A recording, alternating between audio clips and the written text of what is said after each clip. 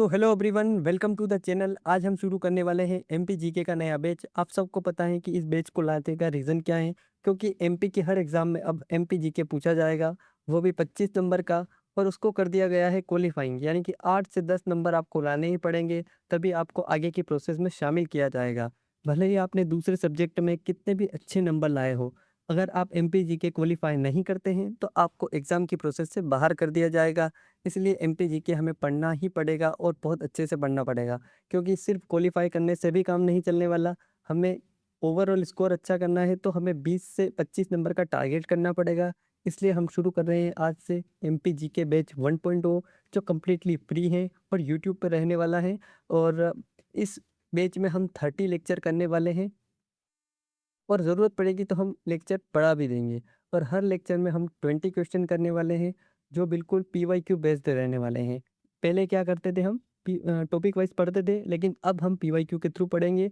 और ये क्वेश्चन के लेवल बिल्कुल पीएससी और वनडे एग्ज़ाम में जो अच्छे लेवल के क्वेश्चन पूछे गए हैं, वो मैंने इसमें शामिल किए हैं। और बिना किसी बातों को बढ़ाते हुए हम लेक्चर की शुरुआत करते हैं और क्वेश्चन देखते हैं। उससे पहले आप चैनल को सब्सक्राइब करिए, ताकि आप बाद में अगर लेक्चर को ढूँढे तो आसानी से मिल जाए। और ज़्यादा बातें ना करते हुए हम क्वेश्चन को देखते हैं, ताकि आपको भी पता चले कि किस लेवल के क्वेश्चन हम आगे के लेक्चर्स में करने वाले हैं। तो ये रहा पहला क्वेश्चन। मध्य प्रदेश में भौगोलिक प्रदेशों के संबंध में निम्न कथनों पर विचार करिए। पहला है, मालवा क्षेत्र में काली मिट्टी का विस्तार मिलता है। दूसरा है, मालवा पठार कठाल उत्तर की ओर है। और तीसरा है, मालवा मुख्य रूप से बेसाल्ट चट्टानों से बना है। तो सबसे पहले पठार की बात करें। पठार वो भाग है जो ज़मीन से तो ऊँचा है, लेकिन ऊपर से चपटा है। यानी कि हम बाकी अगर पर्वत वगैरह देखें तो पर्वत ऊपर से नुकीले टाइप के होते हैं, लेकिन पठार ऐसा नहीं। पठार ऊपर से चपटे होते हैं, लेकिन सामान्य भूमि से ऊपर होते हैं। ये एक भूमि का बहुत बड़ा हिस्सा भी हो सकता है। इसके ऊपर नदियाँ भी बहती हैं, लोग भी रहते हैं और बाकी एक्टिविटी भी होती है। तो ये सामान्य भूमि से ऊँचा है। क्या एमपी में भी पठार है? हाँ, एमपी में भी है। एमपी की जो हम ज्योग्राफी है, उसको हम टोटल 7 भागों में डिवाइड करते हैं। ये पढ़ने के लिए नहीं करते हैं, ये ऑफ़िशियली भी 7 भागों में डिवाइड है। ये एग्ज़ाम में कई बार पूछा गया है कि एमपी की ज्योग्राफी को कितने भागों में बाँटा जाता है? तो एमपी में है, 7 भागों में बाँटा जाता है। और आज हम मालवा के पठार की बात कर रहे हैं, तो मालवा का पठार किस एरिया में है? तो मालवा का पठार, ये जो एरिया है, ये मालवा का पठार है, जो एमपी के वेस्ट साइड में पड़ता है। तो इसकी बात कर रहे हैं, तो पूछा गया है कि काली मिट्टी मिलती है या नहीं मिलती है, या किस तरीके की चट्टान से बना है। तो इसका निर्माण जो हुआ है, वो देखते हैं। इसका निर्माण हो रहा है ज्वालामुखी के फटने के बाद जो लावा निकला है उससे। तो ये लावा बाद में ठंडा होकर क्या बना? ये बना बेसाल्टिक चट्टान। और यही चट्टान हवा, पानी और कई सालों के बाद, मतलब करोड़ों सालों के बाद, धीरे-धीरे इसका मतलब जो हम बोलते हैं ना अपरदन होता है, वो अपरदन होते-होते ये बन गई काली मिट्टी। तो पूछा गया है कि काली मिट्टी का विस्तार मिलता है, तो हाँ, काली मिट्टी का विस्तार मिलता है और बेसाल्ट चट्टानों से बना है, तभी काली मिट्टी बनी है। तीसरा है क्वेश्चन, यानी कि दूसरा ऑप्शन है कि मालवा के पठार का ढाल किस तरफ है? तो ढाल देखें तो हम ढाल का पता कैसे लगाएँगे कि ये नदियाँ यहाँ से बह रही है, वो किस तरफ बह के जा रही हैं? तो आप सबको पता है कि हाँ, जैसे कि ये हम इंदौर के पास की बात करें, महू से, तो यहाँ से निकलती है चंबल रिवर, जो जाके मिलती है यमुना में, और राजस्थान में होते हुए यमुना में मिलती हैं। तो ये कहाँ से निकलती है? ये निकलती हैं जाना-पाव पहाड़ी से निकलती हैं, लेकिन ये बह के किस तरफ जा रही हैं? एमपी के नॉर्थ में जा रही हैं। अन यानी कि इसका ढाल जो है वो नॉर्थ की तरफ है ना? तो ये ऑप्शन भी सही हो गया। तो मालवा के पठार की और बातें अगर देखें हम, तो इसकी एवरेज हाइट कितनी है? इसकी एवरेज हाइट है 500 मीटर। सबसे ऊँची चोटी चोटी तो सबसे ऊँची चोटी है इसकी सिगार चोटी। सिगार चोटी जो मिलती है महू में, इंदौर के पास। और इसकी हाइट है 881 मीटर, यानी कि 881 मीटर, है ना। और दूसरी सबसे ऊंची चोटी की बात करें तो दूसरी है जानापाव। ये कहाँ है? ये भी इंदौर के पास में ही है। इसकी हाइट कितनी है? तो इसकी हाइट है 854 मीटर, और यहीं से निकलती है चंबल रिवर। बाकी अगर बात करें काली मिट्टी की, काली मिट्टी आया है तो देखते थे काली मिट्टी में कौन सी फसल होती है? होती है कपास। कपास को कितने दिन लगते हैं? 210 दिन लगते हैं पूरा होने में। और कपास में कौन सी फसल होती है? तो हमारे यहाँ होती है सोयाबीन, क्योंकि एमपी में सबसे ज्यादा होती है सोयाबीन, इसलिए इसे सोया स्टेट कहते हैं। और एमपी में भी सबसे ज्यादा कहाँ होती है? वो है मालवा। तो ये कौन सी फसल है? ये खरीफ। और कब बोई जाती है? जून जुलाई। और काटी कब जाती है? सितंबर अक्टूबर। तो ये हो गया मालवा के पठार के बारे में। और यहीं से एक और नदी निकलती है, तापी की रिवर। ये भी हमें याद रखना है। ठीक है, तो मालवा के पठार के बारे में हमने देख लिया है। उस तरीके से हम अगले क्वेश्चन की तरफ बढ़ते हैं, और इसका आंसर है ऑप्शन नंबर डी, यानी कि सभी सही हैं। और ये एमपी के जो सातों भाग हैं इनको भी हम धीरे धीरे अगले लेक्चर्स में पढ़ लेंगे। और ये मैंने अभी जो बताया है वही सारी डिटेल यहाँ लिखी हुई है। बढ़ते हैं अगले क्वेश्चन की तरफ। क्वेश्चन नंबर 2 है, नर्मदा नदी के संबंध में निम्न कथनों में से कौन सा गलत है? गलत पूछ रहा है, ये ध्यान रखना है अपने को। पहला है इसका उद्गम अमरकंटक से हुआ है। दूसरा है ये ब्रह्मश घाटी में बहती है। तीसरा बोल रहा है यह बंगाल की खाड़ी में गिरती है। और चौथा अरब सागर में गिरती है। पर बात, ओबियस बात है कि ये सी और डी दोनों में से एक तो गलत है, क्योंकि एक सही होगा तो दूसरा अपने आप गलत हो जाएगा। पर हमें तो पता है कि अरब सागर में गिरती है, तो इस क्वेश्चन का आंसर तो सी है कि ये बंगाल की खाड़ी में नहीं गिरती है भाई। नर्मदा की बात करें, नर्मदा, नर्मदा कहाँ से निकलती है? ये निकलती है अमरकंटक से। अमरकंटक कहाँ है? अनूपपुर जिला। ठीक है।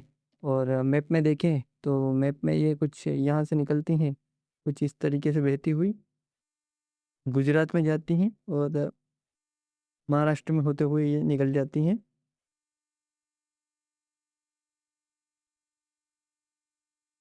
अरब सागर। खंबात की खाड़ी भी बोलते हैं इसको, खंबात की खाड़ी। नर्मदा की बात करें तो एमपी में इसकी टोटल लंबाई कितनी है? लंबाई की बात करें तो इसकी लंबाई है 1312 किलोमीटर।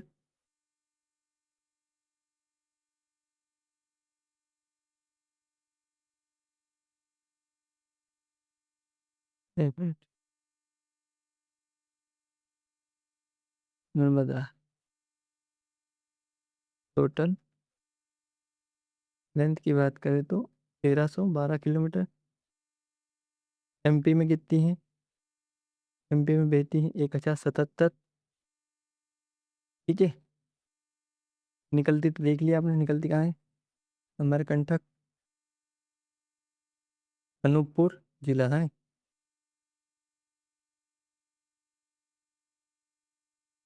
बोल रहा है कि भ्रंश घाटी में बहती है। समझने की बात है कि ये भ्रंश घाटी होती क्या है। भ्रंश घाटी उसे बोलते हैं जैसे कि कोई नदी है, वो निकल रही है पहाड़ों को काटते हुए, ऐसे दो पहाड़ है उनको काटते हुए निकल रही है, तो उसको बोलते हैं वो भ्रंश घाटी, यानी कि इंग्लिश में बोलते हैं रिफ्ट वैली में बहती है। तो नर्मदा पूर्व से पश्चिम की ओर बहती है और रिफ्ट वैली में बहती है। नर्मदा के बारे में और बात करें तो ये जहाँ अमरकंटक से निकलती है, अगर अमरकंटक, अमरकंटक से और कौन सी नदी निकलती है? सोन और जोहिला।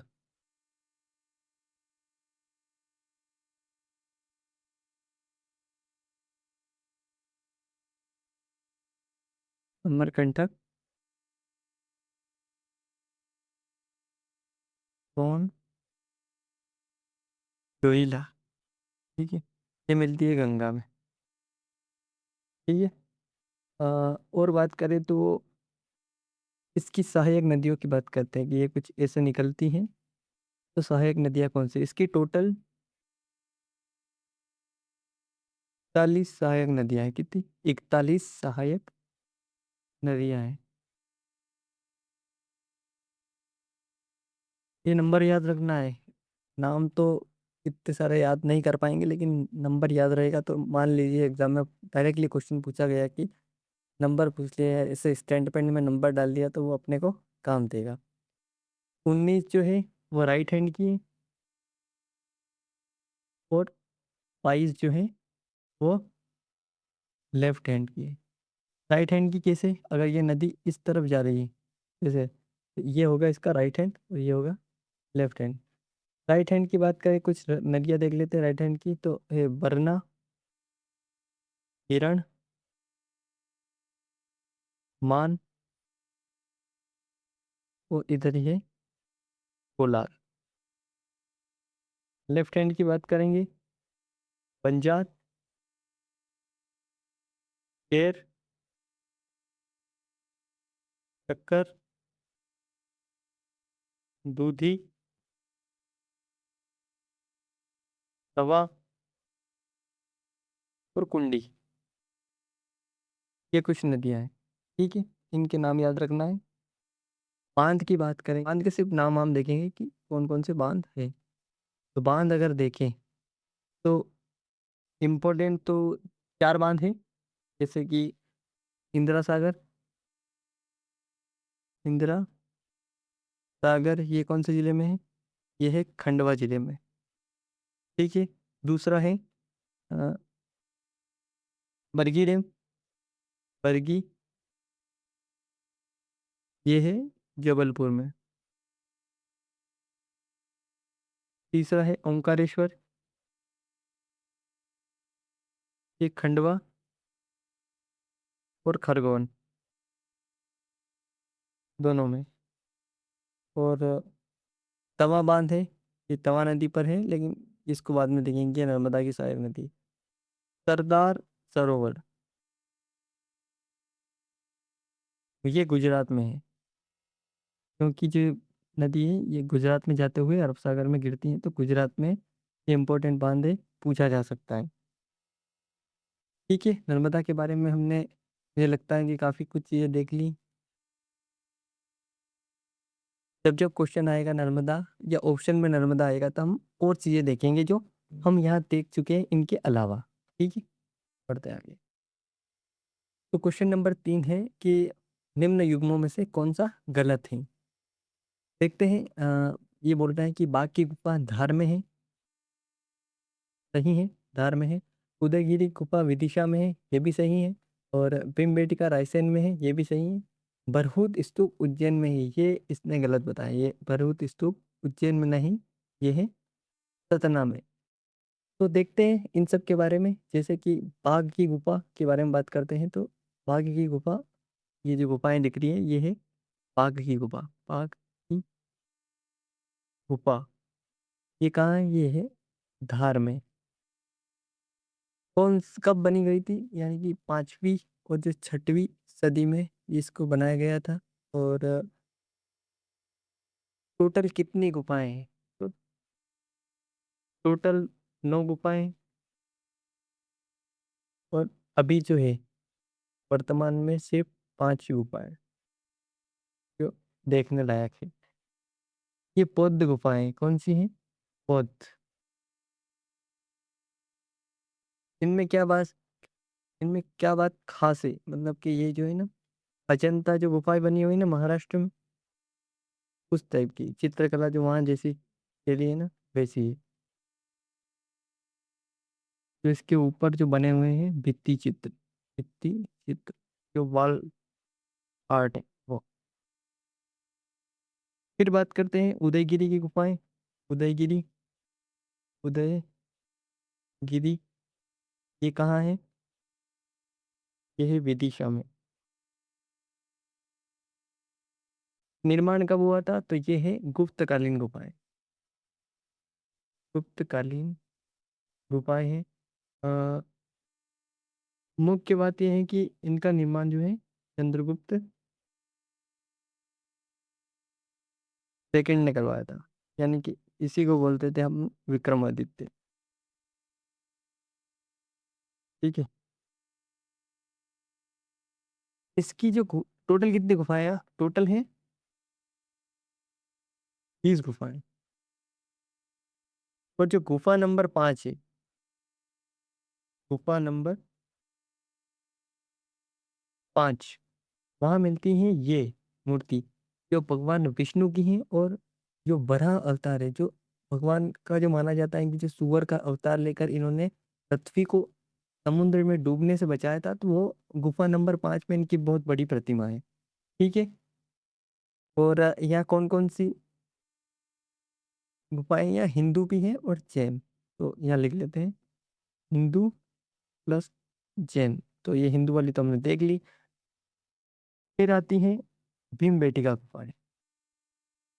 भीम बेटका, ये कहाँ है? ये है रायसेन में। खोज किसने करी थी? PS वाकड़कर। कब करी थी? ये थी 1957-58 में। ठीक है। ये किस लिए फेमस है? ये जो चित्र देख रहे हैं, ये ये पाषाण कालीन है। कालीन, ये मतलब बहुत ही पुराने पाषाण कालीन। और इसके लिए ये फेमस है। और इसको यूनेस्को में भी डाला गया है। यूनेस्को में इसको डाला गया था 2003 में। ये भी डायरेक्ट पूछा जाता है। तो भीमबेटका देख लिया। अब आता है बरहुत स्तूप। बरहुत स्तूप, ये पहले स्तूप हुआ करता था ऐसे पूरा। अब तो नहीं बचा, अब तो ये खत्म हो गया।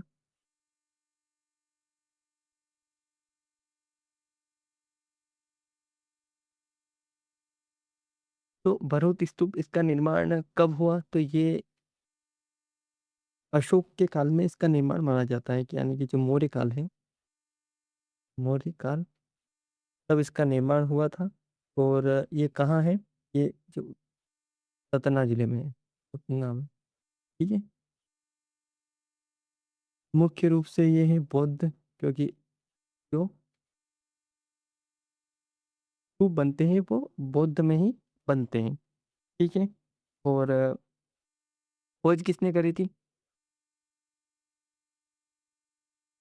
खोज की बात करें तो अलेक्जेंडर कनिंघम में। कब करी थी? 1873 में। ठीक है। तो बरहुत स्तूप के बारे में देख लिया हमने। बढ़ते हैं अगले क्वेश्चन की ओर। पूछ रहा है कि निम्न में से कौन सा राष्ट्रीय उद्यान मध्य प्रदेश में नहीं है? तो कौन सा नहीं है? आप देख सकते हैं। आप, कान्हा है, माधवगढ़ है, पेंच है। गिर जो है ये गुजरात में है। ये गुजरात में है। कान्हा की बात करते हैं। मध्य प्रदेश में टोटल कितने राष्ट्रीय उद्यान है ना? यही देख लेते हैं अपन। एमपी में, एमपी में जो है टोटल नेशनल पार्क कितने हैं, राष्ट्रीय उद्यान उनको बोलते हैं, ये है 12। ये वर्तमान में है, जिसमें से 9 टाइगर रिजर्व। ठीक है। तो अब बात करते हैं कान्हा की। तो कान्हा कौन से जिले में है? ये मंडला और बालाघाट में है। कहाँ है? मंडला और बालाघाट में। कब बना था? 1955 में। तो ये प्रोजेक्ट टाइगर कब आया था, ये भी पूछते हैं। तो ये 1973 में आया था। और इसी इसको 73 में ही शामिल किया गया था, है ना? 73 में, 1973 में प्रोजेक्ट टाइगर में शामिल किया गया था। यहाँ क्या क्या मिलता है? यहाँ मिलता है बाघ, क्योंकि प्रोजेक्ट टाइगर में। और बारहसिंगा, बारहसिंगा। ठीक है। बांधवगढ़ की बात करें तो ये है उमरिया जिले में। कब हुआ था निर्माण इसका? 1968। यही है बांधवगढ़ का किला। बांधवगढ़ का किला, ये भी इम्पोर्टेंट है। बांधवगढ़ का किला कौन से में है? बांधवगढ़ में। ठीक है, पेंच की बात करें तो पेंच की बात कर लेते, ये है सिवनी और छिंदवाड़ा, दोनों में है। निर्माण हुआ था 1975 में। और पेंच नदी, जो पेंच इसका नाम पड़ा है, इसका पेंच नदी पर पड़ा है। तो पेंच नदी इसके बीच से बह के निकलती है। और जो आपने वो जंगल बुक का नाम सुना होगा, the jungle book, the jungle book, वो रूडियार्ड किपलिंग की बुक है। किसकी, किसने लिखी थी? Rudyard Kipling.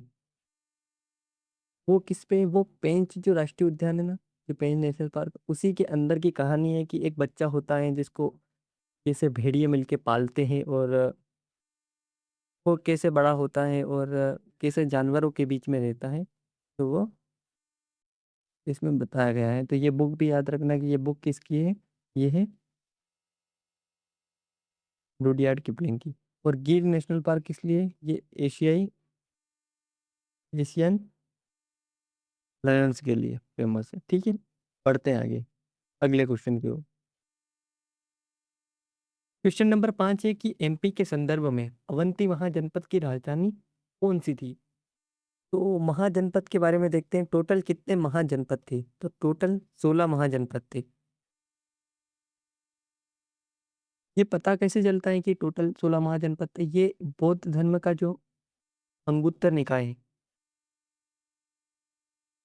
एक बुक, उसमें इसका वर्णन मिलता है कि ये 16 महाजनपद थे। और जो जैन धर्म का जो है भगवती सूत्र, वहां भी इसका वर्णन मिलता है। और अवंती की बात करें तो अवंती की राजधानी थी उज्जैन। हम अवंती देखेंगे, बाकी महाजनपद भी देख लेंगे, लेकिन एमपी के संदर्भ में जो है अवंती इंपॉर्टेंट है। जो हमने पहले मालवा देखा, मालवा एरिया जो था एमपी का, उसी में इसका राज था। और ये दो भाग में विभाजित था, यानी कि नॉर्थ वाला और साउथ वाला। तो नॉर्थ वाले की राजधानी थी अवंती, उसे बोल, उसकी राजधानी थी उज्जैन। वो जो साउथ वाली थी महिष्मति। बाहुबली वाला नहीं है ना? हम्म। और जो इसका राजा था, यानी कि कौन से वंश ने राज किया, तो वो था प्रघोत वंश।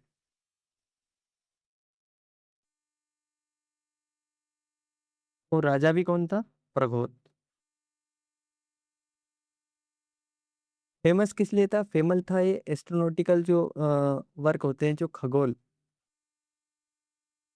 और थोड़ा बहुत शिक्षा और व्यापार, ये मेन काम थे इसकी। कब था ये था, मतलब ये जो महाजनपद ही था, ये 6वीं शताब्दी का पूर्व था। ठीक है। और देख लिया एमपी के जो वेस्ट साइड में जो मालवा रीजन था, उसमें इसका राज था। बढ़ते हैं अगले क्वेश्चन की ओर। और ये जो मैंने दिखाया अभी, जो मालवा में थी, और प्रगोत वंश ने राज किया। और जो नॉर्थ वाला था उत्तरी अवंती, और उसको उत्तरी अवंती बोलते थे, उसकी राजधानी थी उज्जैन। और जो दक्षिणी अवंती थी, यानी कि जो दो भाग में डिवाइड था, मैंने बताया, महिष्मती उसकी राजधानी थी। और आज के टाइम पे उसे महेश्वर कहते हैं, जो नर्मदा नदी के किनारे पर है। बढ़ते हैं अगले क्वेश्चन की ओर। क्वेश्चन नंबर 6 है, खजुराहो के मंदिर के संबंध में कौन सा कथन सही है? तो पहला देखते हैं कि इसका निर्माण चंदेल शासकों ने कराया था। सही बात है। ये नागर शैली में बने हुए हैं, ये भी सही बात है। और ये छतरपुर जिले में है, ये भी सही बात है, यानी कि सभी सही है। खजुराहो के मंदिर के बारे में देखते हैं कि इसका निर्माण कब हुआ था। 9वीं से 12वीं सदी, जिसे 9th से 12th सेंचुरी के बीच में इनका निर्माण हुआ था। और किसने कराया था? तो ये बहुत सारे शासक आए होंगे, लेकिन दो इम्पोर्टेंट है, यशोवर्मन और धंगदेव। ये मंदिर नागर शैली में बने हैं, ये तो हमने देख लिया है। टोटल 85 मंदिर है। कितने? टोटल 85 मंदिर हैं। अ, तो जिनको 3 हिस्सों में बाँटा गया है। और ये जो फेमस है ये इनके बाहर जो है बहुत कामुक मूर्तियाँ लगी हुई हैं। ये याद रखना, ये बाहर हैं, अंदर नहीं है।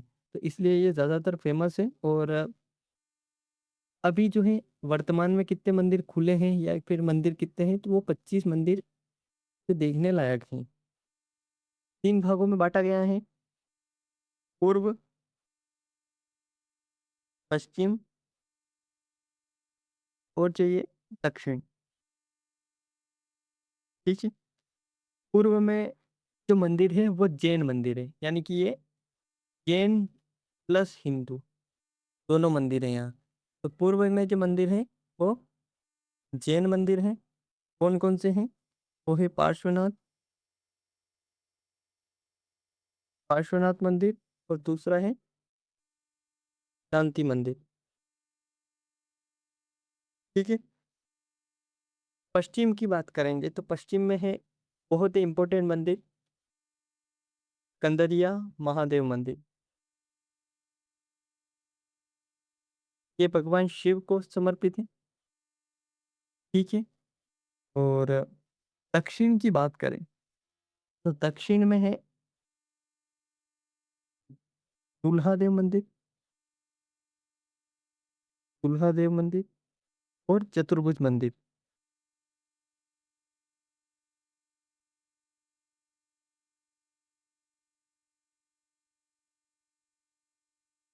चतुर्भुज मंदिर किसको समर्पित है?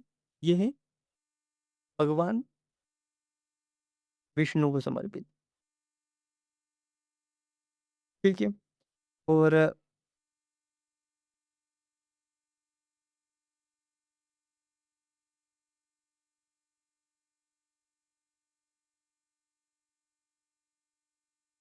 यूनेस्को में कब डाला गया था इनको? तो ये यूनेस्को में इनको डाला गया था 1986 में। इनको यूनेस्को में डाला गया था।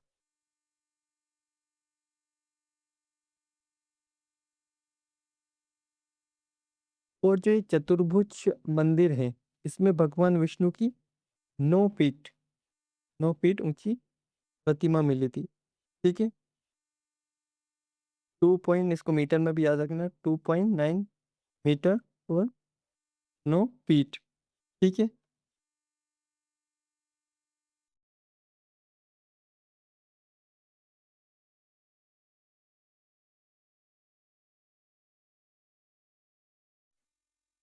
ये जो मैंने बताया वही यहाँ लिखा हुआ है। 9वीं से 12वीं शताब्दी में इनका निर्माण हुआ और यशोवर्मन और धंगदेव थे। और ये नागर शैली जो है ये उत्तर भारत में ज़्यादातर फेमस है ना, ये ध्यान रखना। और इस टाइप के कुछ मंदिर होते हैं और ऊपर शिखर होता है और अंदर गर्भगृह और घुमावदार शिखर होता है, जो ये देख रहे हैं ना गोल गोल। आगे देखते हैं कि हमने ये भी देख लिया कौन कौन से फेमस मंदिर है। कंदरिया महादेव मंदिर देख लिया, भगवान शिव को समर्पित है। और ये इम्पोर्टेंट है लक्ष्मण मंदिर देखना, ये वैष्णव समुदाय से संबंधित है और चंदेल स्थापत्य शैली का उदाहरण है। और एक और इम्पोर्टेंट मंदिर है जो देवी जगदम्बी मंदिर है, ठीक है, जो देवी को समर्पित है। बढ़ते हैं आगे। पूछा गया है भील जनजाति के संबंध में सही कथन चुनिए। पहला है मध्य, मतलब मध्य प्रदेश में पाई जाती है, पूर्वी मध्य प्रदेश में। दूसरा है भगोरिया उत्सव से संबंधित है और इनकी भाषा केवल हिंदी है। और दिया गया है कि यह एमपी की सबसे बड़ी जनजाति नहीं है। तो सही कथन चुनना है तो भगोरिया, भगोरिया मुख्यतः इनसे संबंधित है। तो ये इसका सही आंसर हो जाएगा कि ये भगोरिया से संबंधित है, बाकी गलत हो जाएंगे। भील जनजाति के बारे में देखते हैं। भील जनजाति ये मुख्यतः मध्य प्रदेश में पाई जाती है, मध्य प्रदेश, और एमपी की सबसे बड़ी है, सबसे बड़ी जनजाति है। अ, ये धनुष कला के लिए अपनी जानी जाती है, जो तीर कमान जो होते हैं धनुष कला के लिए फेमस है। और एमपी में भी जो मालवा रीजन है, मालवा और निमाड़, यानी कि पश्चिमी मध्य प्रदेश। तो इसीलिए ये क्वेश्चन गलत हो गया है, जो ये इसीलिए ये गलत है, ठीक है। कौन कौन सी कला फेमस है, तो कला की बात करें तो पिथोड़ा जो कला है, हम देखेंगे यहाँ पिथोड़ा कला। पिथोड़ा कला क्या है? ये कला, ये चित्रकला है, और मुख्यतः इसमें भगवान के और जो घोड़ों के ये चित्र बनाए जाते हैं, ठीक है। और जिले देख लेते हैं कौन कौन से जिले हैं। तो ये जो मालवा और निमाड़ की बात करें तो मालवा में जो है धार,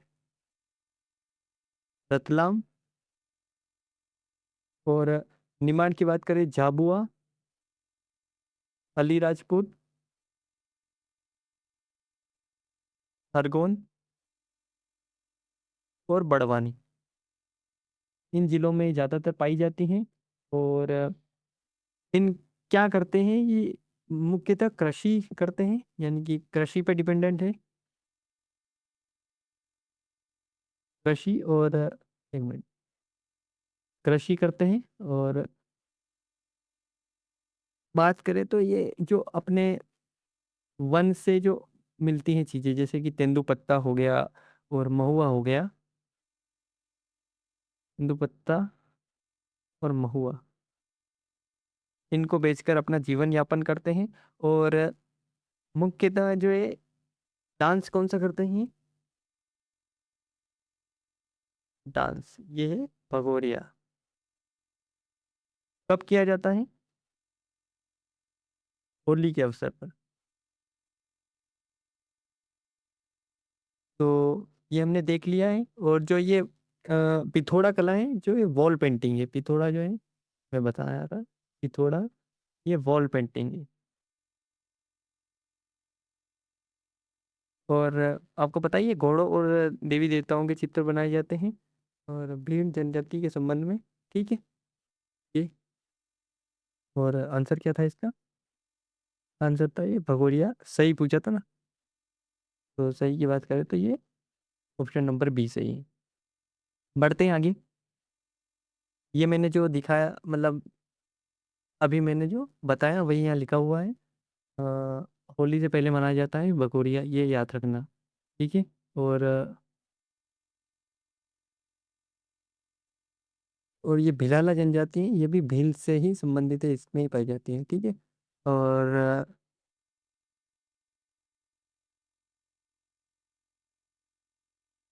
ठीक है, गैर नृत्य भी इनसे संबंधित है, ये भी थोड़ा सा ध्यान रखना। पढ़ते आगे, ठीक है।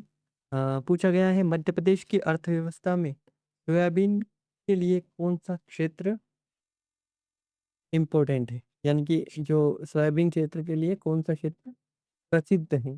तो सोयाबीन कहाँ सबसे ज्यादा होती है? मैंने पहले ही क्वेश्चन में बताया था कि सोयाबीन कहाँ ज्यादा होती है। सोयाबीन होती है मालवा में, ठीक है, ये रहा मालवा।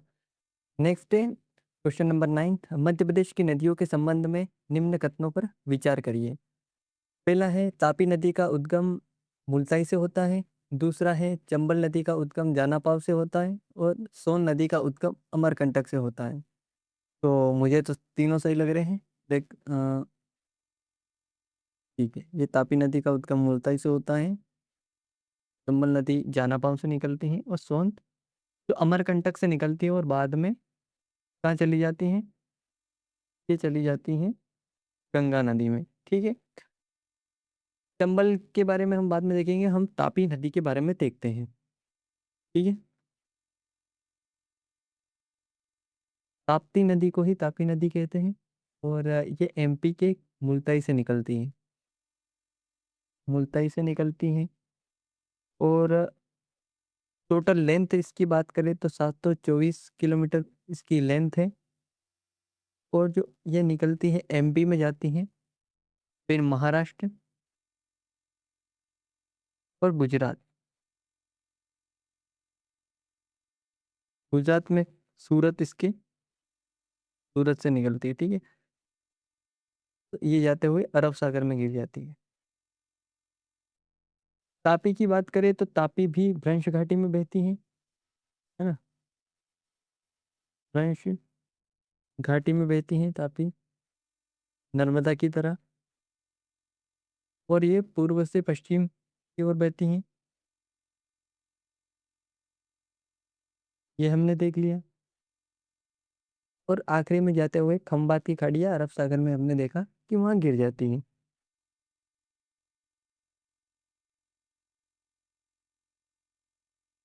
इसकी जो सहायक नदियाँ हैं वो हम देखते हैं कि सहायक नदियाँ, इसका जो 79% लगभग जो 69% भाग है, जो बेसिन जहाँ से ये पानी लेती हैं, वो महाराष्ट्र है। ठीक है। और महाराष्ट्र में इसकी सहायक सहायक नदियाँ कौन सी है, तो पूर्णा नदी, ये याद रखना, पूर्णा नदी प्रमुख सहायक नदी है। प्रमुख सहायक नदी है। ठीक है। इसके अलावा भी हैं, जैसे गिरना, पंजरा, बोरी, वाघुर और अनेर। ठीक है। और बांध की बात करें तो बांध इस पे है उकाई बांध, जो गुजरात में है। ठीक है। उकाई बांध, उकाई बांध गुजरात में है, ये एमपी में नहीं है। और जो काकरापार परमाणु संयंत्र जो है वो गुजरात में है, वो भी इसके किनारे ही बसा हुआ है, मतलब इसके किनारे ही है। ठीक है। तापी नदी के बारे में देख लिया।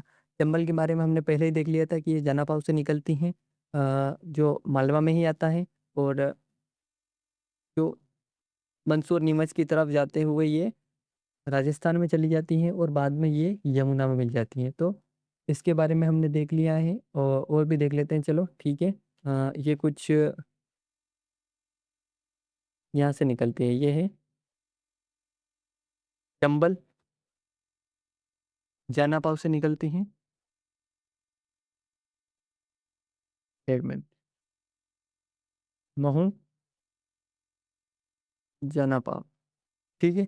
और राजस्थान में जाती हैं, फिर यूपी में, और फिर यमुना में मिल जाती हैं। ये किस लिए फेमस है, ये अपनी जो बीहड़ के लिए फेमस है। बीहड़ क्या होते हैं, जो ये बहती हैं तो इसके आसपास कुछ ऐसी आकृतियां बन जाती हैं, और जहाँ जहाँ मतलब कि मिट्टी जो है वो आसपास फैलकर ऐसी बन जाती है, उसको बोलते हैं बीहड़। इंग्लिश में रेवाइंस बोलते हैं। और जो अपना चंबल का एरिया है वो बहुत फेमस है बागियों के लिए, क्योंकि वहाँ छुपने के लिए काफ़ी आसान जगह होती थी पहले। इसकी कुछ सहायक नदियाँ देखते हैं। और चंबल की सहायक नदियाँ, ये है काली सिंध, पार्वती और बनास। ये इसकी कुछ सहायक नदियाँ हैं। सोन की बात करें, सोन नदी कहाँ से निकलती है, ये भी अमरकंटक से। लेकिन ये उत्तर पूर्व की ओर जाती है, जैसे यमुना इधर आती है तो ये उत्तर पूर्व की ओर जाते हुए गंगा में मिल जाती हैं। और देख लेते हैं, उत्तर पूर्व पूर्व की ओर जाती हैं, और कहाँ मिलती हैं, गंगा में मिलती हैं। ठीक है। और गंगा में कहाँ मिलती हैं, तो पटना के पास, बिहार में। ठीक। ठीक है। बढ़ते हैं आगे। क्वेश्चन नंबर 10 है कि मालवा में काली मिट्टी का सर्वाधिक विस्तार कहाँ पाया जाता है, तो ये तो हमने पहले ही देख लिया था, ये मालवा में है। ठीक है। आगे बढ़ते हैं अगले क्वेश्चन में। निम्न में से कौन सा कथन गलत है, यानी कि जो कौन सी जोड़ी जो है वो गलत है, हम देखेंगे। भोजपुर मंदिर रायसेन में है, उदयगिरी की गुफाएं विदिशा में है, और बरहूत स्तूप सतना में है, और बाघ की गुफाएं उज्जैन में है। बाघ की गुफाएं तो हमने थोड़ी देर पहले देखी, बाघ की गुफाएं तो धार में है, तो ये गलत हो जाएगा ना, आंसर यही है। भोजपुर मंदिर की बात करें तो भोजपुर मंदिर है रायसेन में, रायसेन जिले में है। निर्माण किसने कराया था, निर्माण करवाया था परमार वंश के राजा भोज, राजा भोज ने करवाया था निर्माण। कब करवाया था? तो ये कराया था 11वीं सदी में। ठीक है। फिर है कि ये किसको समर्पित है? तो भोजपुर मंदिर है भगवान शिव को समर्पित है। और जो प्रतिमा है उसका नाम है भोजेश्वर महादेव।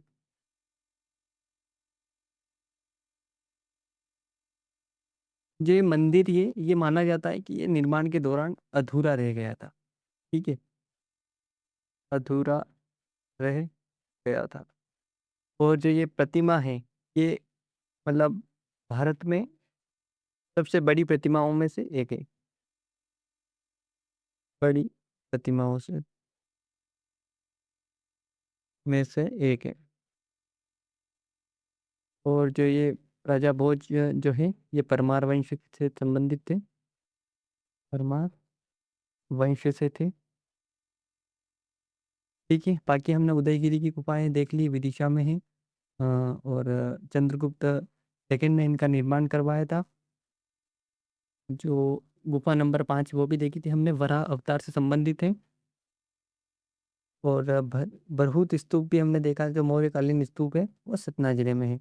ये हमने देख ही लिया है कि एमपी में जो है परमार वंश के राजा ने, भोज ने इनका निर्माण करवाया था 11वीं सदी में। और रायसेन में है। ठीक है, हमने देख ली है चीजें। ये उदयगिरी की गुफाएं देख ली। बढ़ते हैं नेक्स्ट क्वेश्चन में। गौड़ जनजाति के संबंध में कौन सा कथन सही है? यह मध्य प्रदेश की प्रमुख जनजातियों में से एक है। दूसरा है, इनका प्रमुख क्षेत्र महाकौशल है। इनकी अपनी पारंपरिक कला शैली है। तो बिल्कुल सही है, इनकी अपनी पारंपरिक कला शैली है। इनका प्रमुख क्षेत्र महाकौशल नाम से जाना जाता है। और जो ये मध्य प्रदेश की प्रमुख जनजातियों में से एक है। महाकौशल क्या है अब? तो ठीक है, ये तो सही हो गया। ऑप्शन नंबर डी सभी सही है। तो महाकौशल क्या है? तो महाकौशल जो ये मंडला और डिंडोरी, जबलपुर और बालाघाट, ये जो पूर्व मध्य क्षेत्र है एमपी का, उसे हम महाकौशल क्षेत्र से नाम से जाना जाता है। और जो गौड़ जनजाति है वो चित्रकला के लिए फेमस है। किस लिए? अब चित्रकला इनकी फेमस है। और चित्रकला में क्या बनाए जाते हैं? पेड़ पौधों और जीव जंतुओं के बनाते हैं। जीव जंतु में पशु,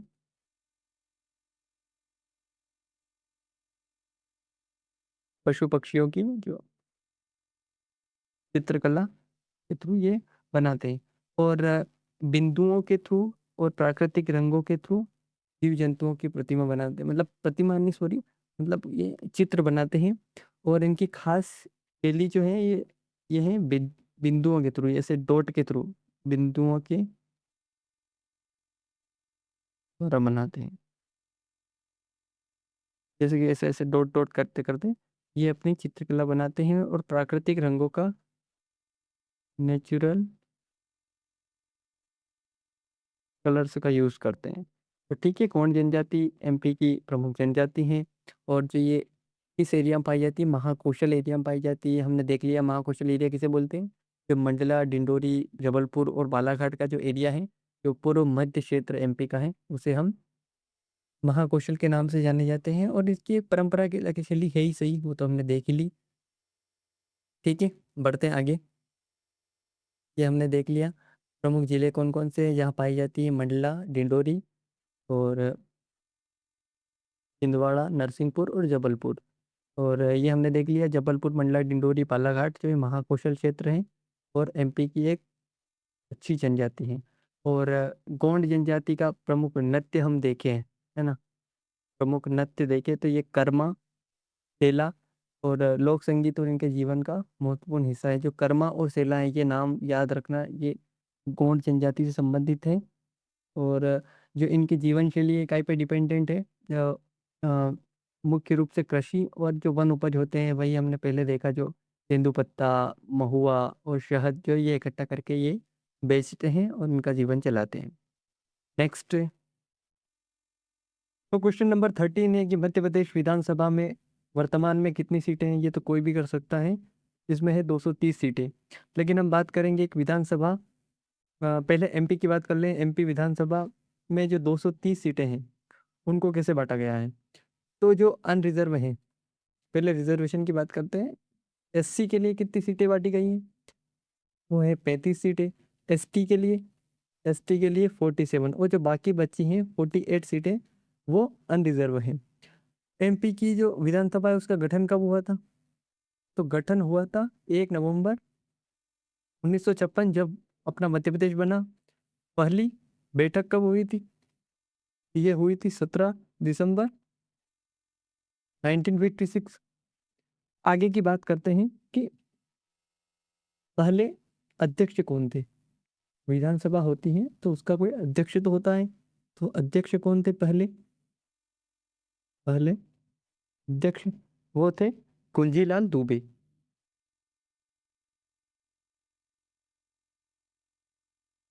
दुबे। फिर बात आती है कि उस समय गवर्नर कौन था, राज्यपाल, तो वो थे पहले अपने राज्यपाल थे पट्टाभी सीतारमैया। पहला सीएम कौन था, पंडित रविशंकर शुक्ल। ये तो बात हो गई एमपी की। वर्तमान की बात कर लेते हैं। गवर्नर कौन है,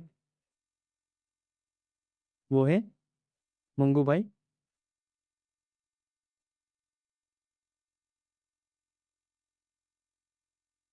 छगन भाई पटेल। सीएम तो आप सबको पता है, डॉक्टर मोहन यादव। और विधानसभा अध्यक्ष, विधानसभा अध्यक्ष की बात करें तो वो है नरेंद्र सिंह तोमर। अब बात करते हैं विधानसभा और उसके अनुच्छेद। तो ये कहाँ दिया गया है, ये संविधान के भाग 6 में। और आर्टिकल कौन कौन से हैं, आर्टिकल है 168 से 212 तक। तो कहाँ से शुरू होता है, 168 में क्या दिया गया है कि किसी राज्य की कोई विधानसभा होगी। फिर दिया गया है 159 में विधान परिषद के बारे में। विधान परिषद क्या होता है, किसी किसी राज्य में जो विधानसभा होती है, जो विधानमंडल होता है उसके दो सदन होते हैं। एक होता है विधानसभा और दूसरा होता है विधान परिषद। तो एमपी में तो एक सदनात्मक विधानसभा है, यानी कि सिर्फ विधानसभा है। आर्टिकल 170 की बात करते हैं। आर्टिकल 170, तो इसमें क्या दिया गया है कि किसी राज्य में सबसे ज्यादा सीटें, मतलब विधानसभा में इतनी अधिकतम सीटें हो सकती हैं, अधिकतम। तो वो अधिकतम कितनी है, 500 सीट। और न्यूनतम, न्यूनतम 60 सीटें होनी चाहिए। कार्यकाल की बात करें, विधानसभा का कार्यकाल कितने वर्ष का होता है, 5 वर्ष का। और उससे पहले कौन भंग कर सकता है, तो उससे पहले भी राज्यपाल उसको भंग कर सकता है। तो ये कौन से आर्टिकल में दिया गया है, ये आर्टिकल 172 में दिया गया है। 173 में है कि किसी विधानसभा के सदस्य की न्यूनतम आयु कितनी होगी, विधानसभा सदस्य की न्यूनतम आयु वो कितनी है, 25 वर्ष न्यूनतम आयु। और कोरम की बात करते हैं, कोरम पूरा करने के लिए कितने सदस्य होने चाहिए, किसी भी विधानमंडल की 1/10 सदस्य होने चाहिए। ये कौन से आर्टिकल में दिया गया है, ये आर्टिकल 189 में दिया गया है।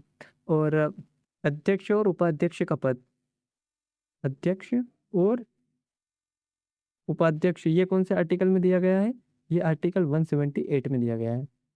तो क्वेश्चन नंबर 14 है, मध्य प्रदेश उच्च न्यायालय की मुख्य पीठ कहाँ है। ये तो सबको पता है कि ये जबलपुर में है। एमपी हाई कोर्ट की बात करें तो इसकी स्थापना जो पहले सबसे पहले हुई थी भारत शासन अधिनियम 1935 के थ्रू ये हुई थी 2 जनवरी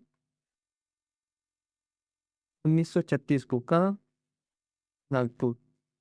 उसके बाद में जब मध्य प्रदेश बना तो 1 नवंबर 1956 को इसकी स्थापना हुई। मतलब जबलपुर में इसको स्थानांतरित कर दिया गया, जबलपुर उसके बाद से यही है। लेकिन इसकी 2 खंडपीठ है। खंडपीठ पहली कहाँ है?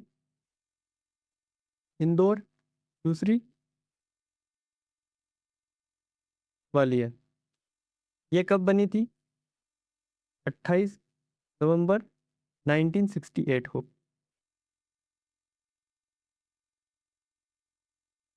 आर्टिकल की बात करें कि हाई कोर्ट के लिए आर्टिकल कौन कौन से हैं, तो ये भी भाग 6 में है। भाग 6 में आर्टिकल की बात करें 214 से लेकर 231। ठीक है,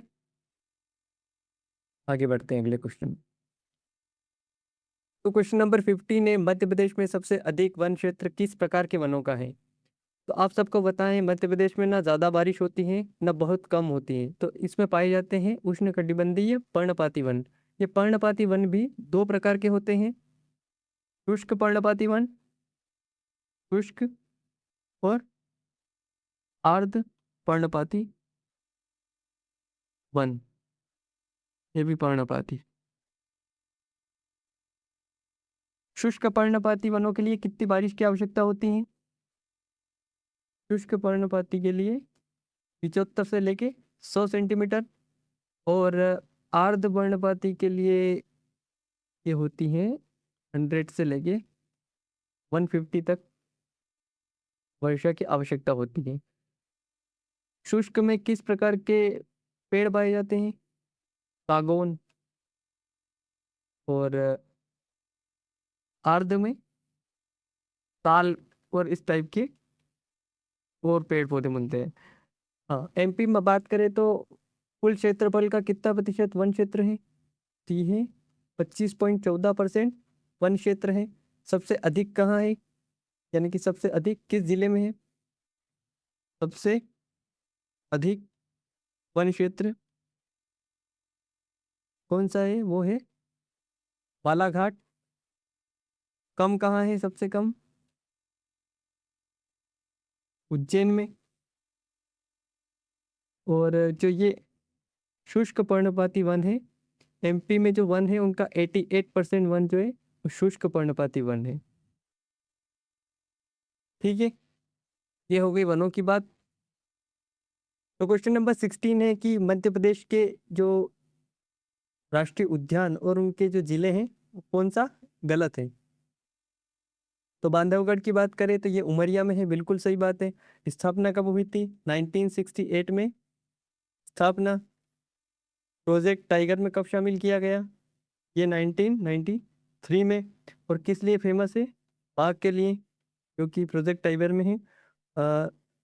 पेंच की बात करें सिवनी में है, बिल्कुल सही बात है, सिवनी और छिंदवाड़ा दोनों में है। स्थापना कब हुई थी? 1975 में। प्रोजेक्ट टाइगर में कब डाला गया? 1992 में। फिर बात करते हैं पन्ना, ये पन्ना जिले में है, ये भी सही है। स्थापना कब हुई थी? ये बात करें तो 1981 में। और ये छतरपुर में भी है ना, एक बात ध्यान रखना, छतरपुर। पन्ना और छतरपुर दोनों में 1981 में इसकी स्थापना हुई। और प्रोजेक्ट टाइगर में 1994 में डाला गया इसको, है ना, प्रोजेक्ट 1994 में।